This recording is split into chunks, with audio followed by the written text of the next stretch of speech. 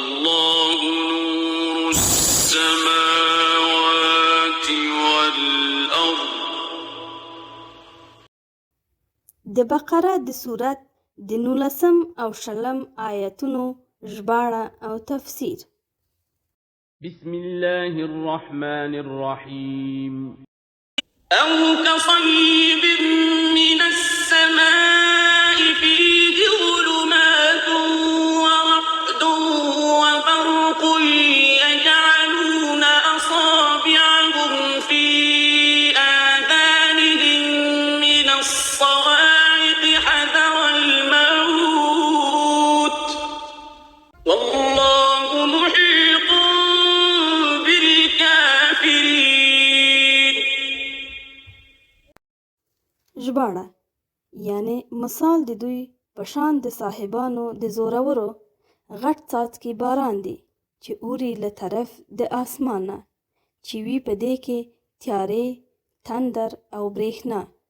نو ننباسي دوی ګوتې خپلې په غوږونو خپلو کې له عمل د سخت آواز د تندرونو له ویرې د مرګه. او الله احاطه کوونکی دی په کفارو، یعنی په علم او قدرت خپل. تفسیر.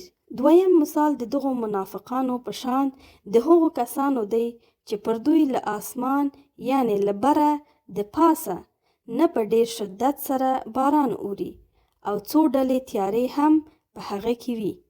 همداسې منافقان هم له یوې لورې د خپل دینوي اعراضو او مصالحو له امله په یوه عجبه پریشانۍ، ویرې او کشمکش کې اخته دي او په خپل چټي تدبیرونو سره د خپلو ځانونو ژغورول غواړي، مګر د الله تعالی قدرت له هر لوري کافران چاپیر نیولي او احاطه کړي دي او د هغه له نیولو او له عذابه په هیڅ ډول نشي خلاصېدلی. يكاد البرق يخطف أبصارهم كلما أضاء لهم مشوا فيه وإذا أظلم عليهم قاموا ولو شاء الله لذهب بسمعهم وأبصارهم إن الله على كل شيء قدير.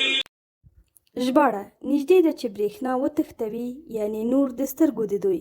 کله چې رڼا کړي برېښنا دوی ته لار، نو روان شي دوی پکې، او کله چې تیاره کړي په دوی نو ودرېږي.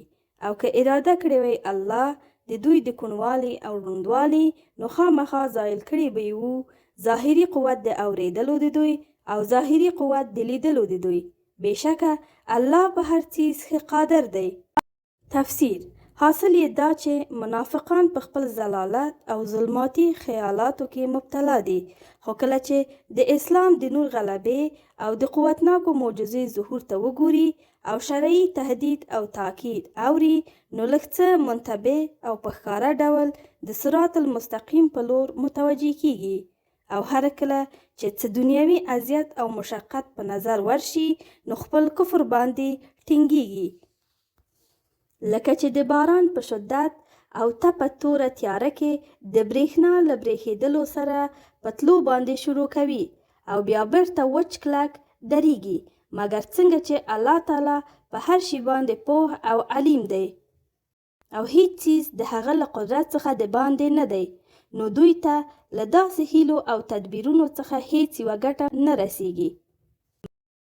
د دې صورت له شروع څخه تر دې ځایه پورې د دریو ډلو ذکر وفرمایه.